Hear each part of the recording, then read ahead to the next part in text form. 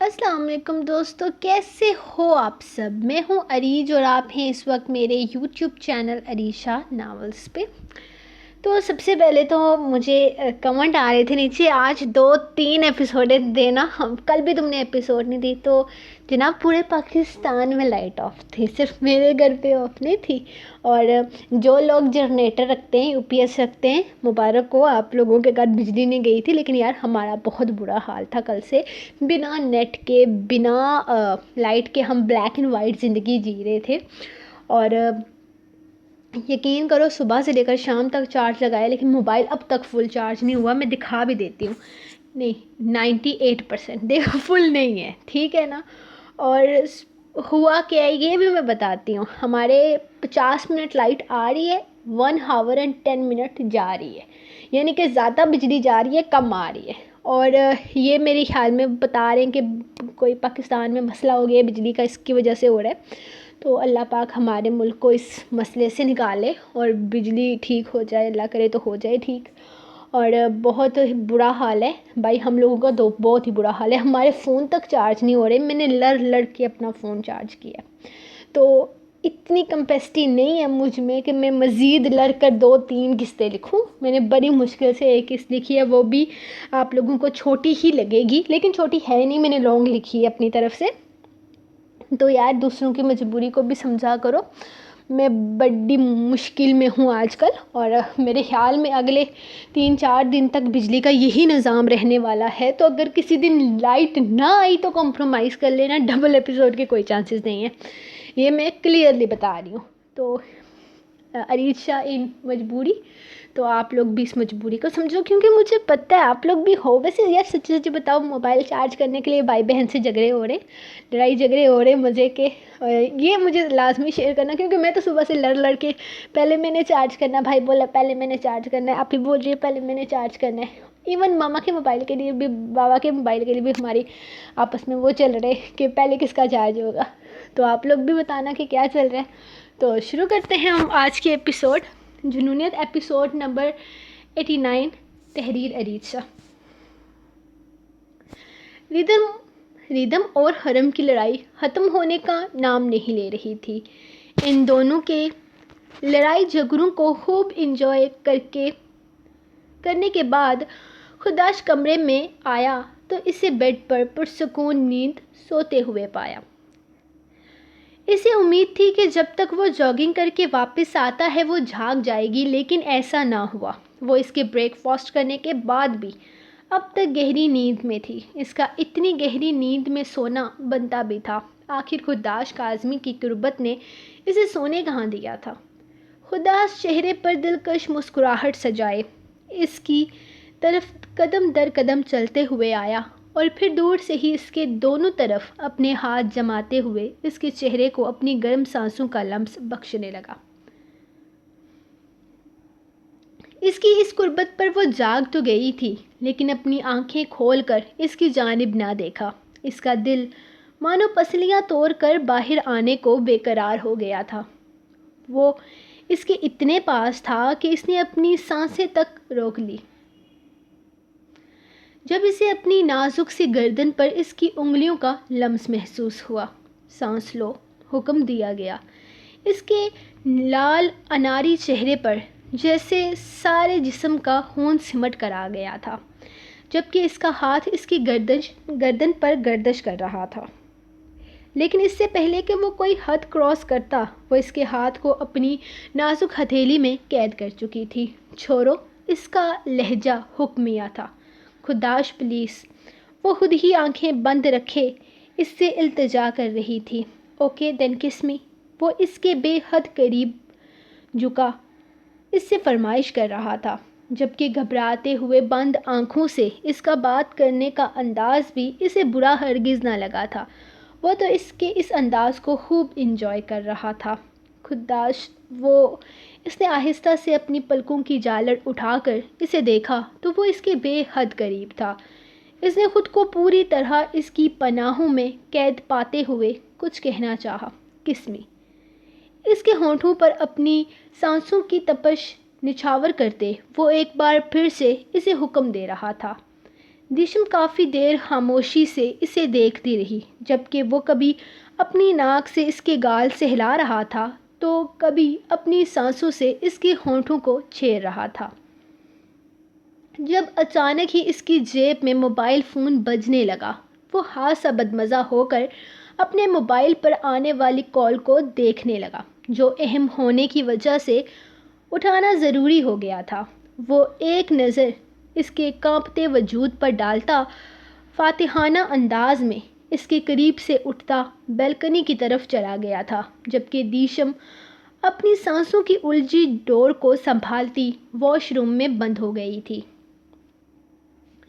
یہ تو بہت اچھی خبر ہے، بلکہ میں کہتا ہوں کہ آج کے دن کی سب سے اچھی خبر سنائی ہے تم نے آفیسر۔ تم نے دل خوش کر دیا۔ اب تمہیں پتہ ہے کہ تمہیں کیا کرنا ہے۔ اس لڑکے کو آسانی سے نہیں چھوڑنا، جتنا ہو سکے اتنے بڑے کیس میں پھنسانا ہے اسے۔ وہ آسانی سے جیل سے نکلنا نہیں چاہیے۔ ویسے بھی کوئی اسے جیل سے نکال نہیں سکے گا، کیونکہ اس پر قتل کا کیس ہے۔ اس نے ہمارے پوتے کا قتل کیا ہے، بخشیں گے تو ہم بھی اسے ہرگز نہیں۔ وہ امایا کے ساتھ نیچے آ رہا تھا جب دادا جان کو فون کان سے لگائے بول رہے تھے۔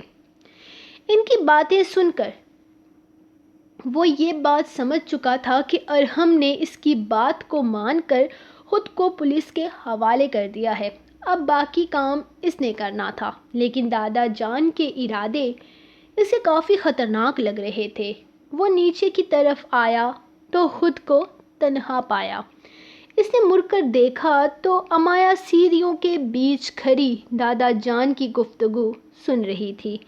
اس کی آنکھوں میں آنسو تھے اور وہ پھر وہیں سے پلٹ کر اپنے کمرے میں چلی گئی۔ اس کا ارادہ تھا اس کے پیچھے جانے کا، لیکن فی الحال اسے دادا جان سے بات کرنا زیادہ ضروری تھی۔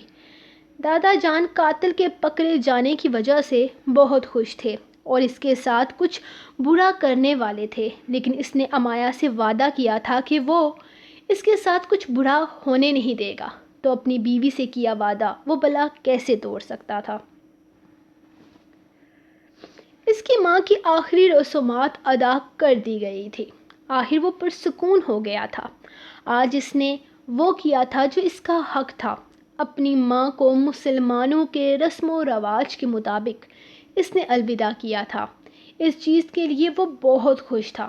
اپنی ماں کا دکھ اپنی جگہ، لیکن اس نے اپنی ماں کو آخرت میں رسوا نہیں ہونے دیا تھا۔ اس نے ایک مسلمان عورت کا حق اس سے چھیننے نہیں دیا تھا۔ اسے اپنے بیٹے ہونے پر فخر تھا اور اسے یقین تھا کہ اس کی ماں کو بھی آج اس پر فخر ہوگا۔ وہ واپس نہیں جانے والا تھا۔ اس کا واپس اس جگہ جانے کا کوئی ارادہ نہیں تھا۔ وہ جانتا تھا کہ پولیس اس سے طرح طرح کے سوال کرے گی۔ ممکن تھا کہ اسے کوئی سزا دے دی جاتی۔ وہ یہاں سے بہت دور چلے جانا چاہتا تھا۔ وہ کہاں جائے گا، کیا کرے گا، وہ کچھ نہیں جانتا تھا، لیکن وہ ہر اس رشتے سے دور چلا جانا چاہتا تھا جو اسے سوائے تکلیفوں کے اور کچھ نہیں دے رہے تھے۔ وہ اب ان کی طرف منہ بھی نہیں کرنا چاہتا تھا۔ اس کے دل میں کہیں نہ کہیں اپنے ماں اور باپ کی موت کا بدلہ لینے کی خواہش تھی، لیکن وہ جانتا تھا کہ فی الحال وہ اس قابل نہیں ہے کہ بدلہ لے سکے۔ اس نے خود کو اس قابل بنانا تھا کہ ان لوگوں کو بتا سکے کہ وہ کیا ہے۔ بابا جان، یہ آپ کیا کہہ رہے ہیں؟ آپ اس لڑکے کو یہاں لانا چاہتے ہیں؟ کیا ہو گیا ہے آپ کو؟ آپ کو پتہ بھی ہے اس عورت نے راحیل کو قتل کیا تھا اور کہیں نہ کہیں ہمارے بھائی کو مارنے کے پیچھے بھی اسی کا ہاتھ تھا۔ آپ اس عورت کے بچے کو یہاں لانا چاہتے ہیں، اس حویلی میں؟ اس عورت کے بچے کو نہیں سکلین، میں اپنے بیٹے کے بیٹے کو اس گھر میں لانا چاہتا ہوں، اپنے خون کو اس گھر میں لانا چاہتا ہوں۔ مجھے یقین ہے کہ وہ میرے احمر کا بیٹا ہے۔ مجھے میرے احمر کا بیٹا لا دو، مجھے میرا پوتا واپس لا دو۔ میں نہیں رہ سکتا اس کے بنا۔ وہ میرا خون ہے، وہ میرا اپنا ہے، خداج کی طرح وہ بھی میرے بیٹے کی اولاد ہے۔ میں اسے در در ٹھوکر نہیں کھانے دے سکتا۔ اپنے ماں باپ کو کھو چکا ہے وہ، اسے مجھے لا دو۔ لیکن اس طرح سے دنیا کی ٹھوکروں میں نہیں پلنے دوں گا۔ میں اسے پال لوں گا، لیکن اس طرح دنیا کی ٹھوکروں میں نہیں پلنے دوں گا۔ وہ جیسا بھی ہے، جو بھی ہے، جس کی بھی اولاد ہے، لیکن میرے لیے اتنا ہی کافی ہے کہ وہ میرے بیٹے کا خون ہے اور وہ ہمارے پاس رہے گا۔ بابا جان فیصلہ کر چکے تھے اور اب ان کے فیصلے کے خلاف کوئی نہیں جا سکتا تھا۔ ٹھیک ہے بابا جان، میں اگلے ہی ہفتے وہاں جانے کی تیاری کرتا ہوں اور جلد سے جلد اس کو ڈھونڈ کر واپس لاتا ہوں۔ اگلے ہفتے نہیں، تم کل ہی جاؤ۔ پتہ نہیں بچہ کس حال میں ہوگا، اسے کسی بھی طرح یہاں لے کے آؤ، بابا جان نے حکم دیا تھا، جس پر وہ خاموش ہو گئے تھے۔ آج صبح سے ہی اماں جان دیشم کو دیکھ رہی تھی، جو کافی نکھری نکھری سی اور شرمائی شرمائی سی لگ رہی تھی۔ کیا بنا رہی ہے میری جان؟ انہوں نے کچن میں قدم رکھا تو اسے مصروف پایا۔ وہ اماں جان میں خودداشت کے لیے پلاؤ بنا رہی تھی۔ انہیں پسند ہے نا؟ ویسے تو وہ ہمیشہ تائی امی کے ہاتھ کا ہی کھاتے ہیں، لیکن میں نے سوچا کہ مجھے بھی ٹرائی کرنا چاہیے۔ آپ کیا کہتی ہیں؟ ہاں کیوں نہیں میری جان، ضرور بناؤ۔ انہیں خوشی ہوئی تھی۔ وہ اپنے ہی دھیان میں لگی ہوئی تھی، جبکہ اماں اسے دیکھ رہی تھی، جب اچانک دیدم وہاں آ گئی۔ آج دوپہر میں کچھ مہمان آنے والے ہیں سامیہ کے سسرال سے، اور ان کے لیے کھانا بنانے کا حکم ملا ہے، تو کیا میں کچھ بنا سکتی ہوں؟ دیشم کو اس حد تک مصروف دیکھ کر وہ اس کے سر پر سوار ہوئی تھی۔ آج کل تو دیدم اسے بالکل بھی اچھی نہیں لگتی تھی۔ میں خودداشت کے لیے کھانا بنا رہی ہوں، بس تھوڑی دیر میں بن جائے گا، اس کے بعد تمہیں جو بھی کرنا ہے تم کرتی رہنا۔ وہ اسے جواب دے کر اپنے کام میں مصروف ہو گئی تھی۔ تم خودداشت کے لیے اتنی محنت کیوں کر رہی ہو؟ یہ میں کر دیتی ہوں، ویسے بھی اب آگے یہ سب کچھ مجھے ہی کرنا ہے، تو تمہیں اتنی محنت کرنے کی ضرورت نہیں ہے۔ اس کے انداز میں یقین تھا۔ جو تمہیں کرنا تھا وہ تم کر چکی ہو، اب تم کچھ نہیں کر سکتی، سائیڈ ہو جاؤ۔ وہ غصے سے بولی تھی۔ دادا جان نے مجھے خودداشت کا خیال رکھنے کا حکم دیا ہوا ہے۔ دیدم نے کچھ یاد دلایا، تو دادا جان کو جا کر بتا دو کہ ان کی بیوی ابھی زندہ ہے ان کا خیال رکھنے کے لیے، اس نے چبا چبا کر کہا، جبکہ دیدم بنا کچھ بولے کندھے اچکا کر کچن سے نکل گئی تھی۔ بابا جان، ہم نے ہر جگہ اسے ڈھونڈنے کی کوشش کی ہے، لیکن وہ ہمیں کہیں نہیں مل رہا۔ یقین کریں بابا جان، ہم نے لندن کا چپا چپا چھان مارا ہے، پولیس اسٹیشن میں بھی رپورٹ کروائی ہے، لیکن اس بچے کی کوئی خبر نہیں ہے۔ ان لوگوں کا کہنا ہے کہ وہ تقریباً 3 مہینے سے یہاں سے غائب ہے، اور وہ کہاں گیا ہے کوئی نہیں جانتا۔ وہ شیلٹر ہوم سے اچانک غائب ہو گیا تھا۔ بعد میں پتہ چلا کہ اس کی ماں کی لاش بھی غائب ہو چکی تھی۔ اس لڑکے کا کہنا تھا کہ اس کی ماں مسلمان ہے اور اپنی ماں کو عیسائیوں کے رسم و رواج کے مطابق دفنانے نہیں دے گا، لیکن ہمیں اس کے بارے میں کچھ بھی پتہ نہیں چل رہا۔ میں نے یہ سننے کے لیے تمہیں وہاں نہیں بھیجا، مجھے نہیں پتہ، کہیں سے بھی اسے ڈھونڈ کر لاؤ۔ کہاں جا سکتا ہے وہ چھوٹا سا معصوم بچہ ہے، کس طرح سے رہ رہا ہوگا، نہ جانے کس طرح اپنا گزارا کر رہا ہوگا، اور تم مجھے الٹے سیدھے بہانے دے رہے ہو۔ بابا جان پلیز، آپ غصہ مت ہوں، ہم نے اسے ہر جگہ تلاش کرنے کی کوشش کی ہے، ہم اسے ڈھونڈ رہے ہیں، اپنے دل سے اس کے لیے ہر طرح کی الٹی سیدھی بات نکال کر اسے ڈھونڈو، بابا جان نے پریشانی سے کہا۔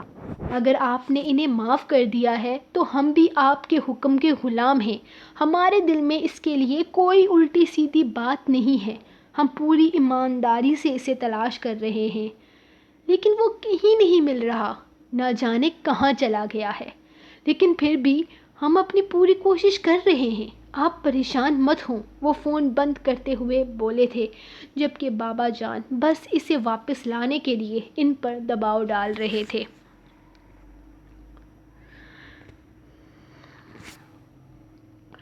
تم مجھے یہاں لے کر کیوں آئے ہو، جبکہ میں تمہیں سیدھا گھر چلنے کے لیے کہہ چکی ہوں؟ وہ گاڑی ایک ریسٹورنٹ کے باہر روک چکا تھا، جبکہ ردھم شاید پورے نخرے دکھانے کے موڈ میں تھی، اسی لیے اسے گھورتے ہوئے اس سے سوال کر رہی تھی۔ یہ سوال تم اندر چل کر بھی مجھ سے کر سکتی ہو۔ یار مجھے بہت بھوک لگی ہوئی ہے، اور سیریسلی جب میں بھوکا ہوتا ہوں نا، تب بیوی کے چوچلے ہرگز برداشت نہیں کرتا۔ وہ گاڑی سے نکلتے ہوئے اس کے سائڈ کا دروازہ بھی کھول چکا تھا۔ وٹ چوچلے؟ میں نے کون سے بیوی والے چوچلے کیے ہیں تمہارے سامنے جو تم سے برداشت نہیں ہو رہا؟ وہ غصے سے گاڑی سے نکلتے اس کے کندھے پر ہاتھ مارتی ہوئی بولی تھی۔ ڈارلنگ، یہ ادائیں، یہ بہانے سے چھونا، نخرے دکھانا چوچلے ہی کہلاتے ہیں، وہ بڑے مزے سے بولا۔ لیکن پلیز تم برا مت مناؤ ڈارلنگ، میں تو یہ چوچلے اٹھانے کے لیے مرا جا رہا ہوں، لیکن ابھی مجھے بہت بھوک لگی ہوئی ہے، اور میرا نہیں خیال کہ تم بھی یہاں سڑک کے بیچوں بیچ کھڑے ہو کر کسی طرح کا کوئی ڈرامہ افورڈ کر سکتی ہو۔ ویسے میں تو ہرگز نہیں کر سکتا، اسی لیے چل کر کچھ کھا لیتے ہیں۔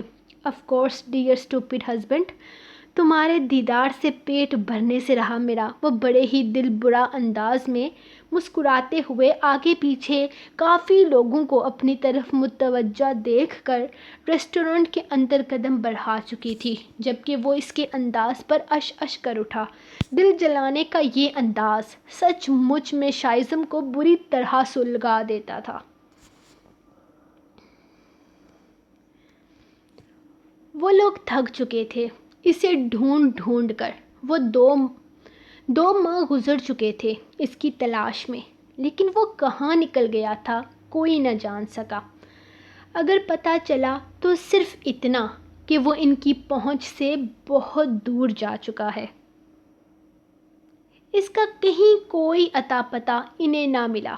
وہ پریشان تھے اس کے لیے، نہ جانے کیوں وہ بے چین ہو گئے تھے۔ ایک چھوٹا سا بچہ صرف 10 سال کا نہ جانے کون سی سڑکوں پر ٹھوکریں کھا رہا تھا، اور وہ اتنے بے بس تھے کہ اس کا پتہ ہی نہیں لگا پا رہے تھے۔ پچھلے 2 مہینوں سے انہوں نے کوئی جگہ چھوڑی ہی نہیں تھی جہاں ان لوگوں نے اسے تلاش نہ کیا ہو، لیکن آج انہیں ہسپتال سے فون آیا تھا۔ وہاں موجود 15 سالہ لڑکی نے انہیں فون کر کے ملنے کے لیے بلایا تھا۔ شاید وہ ان لوگوں کو یہ شام کے بارے میں کچھ بتا سکتی تھی۔ امایا، کیا ہو گیا ہے میری جان؟ تم کیوں اس طرح رو رہی ہو؟ کیا تمہیں مجھ پر یقین نہیں ہے؟ میں نے کیا کہا تھا تم سے؟ اسے کچھ نہیں ہوگا، تمہارا ذریعہ اسے کچھ نہیں ہونے دے گا۔ کیا تمہیں مجھ پر اتنا بھروسہ بھی نہیں ہے؟ وہ کمرے میں آیا تو اسے بری طرح سے روتے ہوئے پایا۔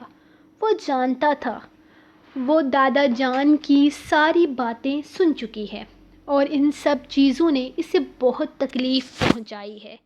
ہر بہن کی طرح وہ بھی اپنے بھائی کے لیے بے حد پریشان ہو گئی تھی۔ وہ اس کی پریشانی کو بہت اچھے طریقے سے سمجھ رہا تھا۔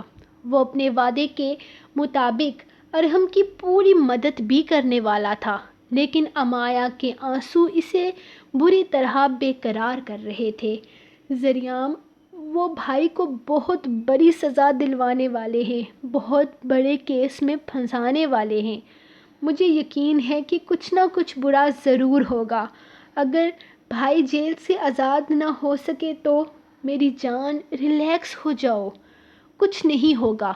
میں نے تم سے وعدہ کیا ہے نا، اور ہم کو کچھ نہیں ہوگا۔ میں اسے جیل سے چھڑواؤں گا، اسے باعزت بری کرواؤں گا، اسے اس کیس سے نکالوں گا۔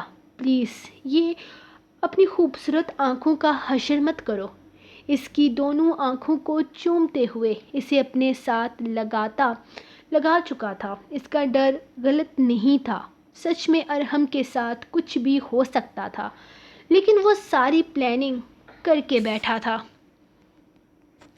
کیا بات ہے حرم جان، بہت خوش نظر آ رہی ہو۔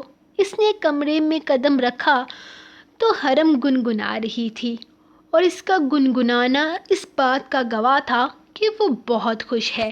ویسے تو اس کی خوشی کی وجہ وہ جانتا تھا، ریدم جو تھوڑی دیر پہلے اپنے شوہر کے ساتھ رخصت ہو چکی تھی۔ بے شک پہلی دفعہ اس نے اسے رخصت کرتے ہوئے بہت آنسو بہائے تھے، لیکن آج وہ بہت خوشی سے لہرا کر اس کے جانے پر گا رہی تھی۔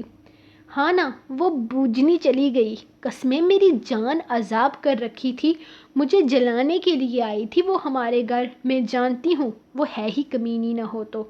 بس گالی مت دو، بہت بری بات ہوتی ہے، اپنی تیاری کرو، ہمیں واپس جانے میں زیادہ دن نہیں رہ گئے۔ اس نے اچانک بیڈ پر لیٹتے ہوئے اسے یاد کروایا تھا۔ انہیں یہاں آئے 8 دن گزر چکے تھے، مطلب جانے میں 7 دن باقی تھے، اور اب تک وہ یشام کے دل میں گھر والوں میں سے کسی کے لیے بھی کوئی جذبات جگانے میں کامیاب نہیں ہو سکی تھی۔ اب اسے احساس ہو رہا تھا کہ وہ کتنی بڑی بے وقوفی کر رہی تھی۔ وہ تو شادی کو انجوائے کرنے کے چکر میں لگی تھی، اور یہاں یشام تو جلدی سے جلدی اس کو گھر چھوڑنے کا ارادہ رکھتا تھا۔ ابھی تک وہ گھر میں کسی بھی انسان کے قریب نہ آ سکا تھا، اور نہ ہی حرم نے خود ایسی کوئی کوشش کی تھی، لیکن اس نے دادا جان سے وعدہ کیا تھا کہ وہ کچھ بھی کر کے یشام کو ہمیشہ کے لیے اس گھر میں رکھے گی، کچھ بھی کر کے ان کا پوتا انہیں واپس دے گی۔ لیکن یہ سب اسے بہت مشکل لگ رہا تھا۔ کیا ہوا، کن سوچوں میں لگ گئی وہ اس کی آنکھوں کے سامنے چٹکی بجاتے ہوئے بولا تو حرم نے مسکرا کر نفی میں سر ہلایا۔ وہ مسکراتے ہوئے اسے سیام کی ویڈیو کال دکھاتا اس کے ساتھ ہی بیٹھ گیا تھا، جبکہ وہ بھی سیام سے باتیں کرنے لگی، اور اب وہ یہ سوچ رہی تھی کہ کیوں نہ اس کام کے لیے وہ سیام سے مدد لے۔ سو گائز، یہ رہی آپ لوگوں کی آج کی ایپیسوڈ۔ اس کو لائک کریں، کمنٹ کریں، شیئر کریں، اور کیا لگتا ہے وہ 15 سال کی لڑکی کون ہو سکتی ہے؟ اینی گیسز آپ لوگ گیس کرو کمنٹ سیکشن میں، میں دیکھتی ہوں کہ آپ کے تکے کیسے لگتے ہیں، صحیح جگہ پہ لگتے ہیں کہ نہیں۔ صرف چند قسطیں رہ گئی ہیں اس ناول کی، تو پلیز زیادہ سے زیادہ اس کو سپورٹ کریں۔ اور الحمدللہ آپ لوگوں نے فیس بک پر بھی بہت سپورٹ کیا، میں بہت خوش ہوں، اور الحمدللہ یہاں پر بھی اس کو بہت پیار مل رہا ہے۔ تو تھینک یو سو مچ ہمیشہ میرا ساتھ دینے کے لیے، ہمیشہ مجھے سپورٹ کرنے کے لیے، آئی لو یو۔ اور ملتے ہیں نیکسٹ ایپیسوڈ کے ساتھ کل، تو تب تک کے لیے اجازت دیں، اور پلیز ہماری بجلی کے لیے دعا کریں کہ بجلی آ جائے یار، بہت بہت برا حال ہے بجلی کا، بہت زیادہ جا رہی ہے۔ یقین کریں اس وقت بھی بجلی نہیں ہے، کوئی بجلی نہیں ہے، اتنا برا حال چل رہا ہے۔ تو پلیز آپ لوگ کریں جلدی سے جلدی، تاکہ دعا کریں، مجھے پتا اور کچھ نہیں کر سکتے، دعا کریں تاکہ ہمیں بھی بجلی مل جائے، اور کم از کم موبائل فون چارج ہو جائیں۔ تو انشاءاللہ ملتے ہیں نیکسٹ ایپیسوڈ کے ساتھ کل۔ اور ہاں جی، واللیل والے ناول کے ایپیسوڈ میں کل دینے کی کوشش کروں گی، وہ ایپیسوڈ لکھی ہوئی ہے میں نے، لیکن پتہ ہے کیا، اپلوڈنگ کرنے میں بہت ٹائم لگ جاتا ہے، کیونکہ وہ دوسرے موبائل پہ میں اس کو ریکارڈ کرتی ہوں، تو میں کوشش کروں گی کہ کل میں اس موبائل پر اسے لے آؤں اور اس کو ریکارڈنگ کروں۔ تو لائٹ آ گئی، شکر ہے۔ تو ملتی ہیں کل کی ایپیسوڈ میں، تب تک کے لیے اللہ حافظ، دعاؤں میں یاد رکھیں، اللہ حافظ۔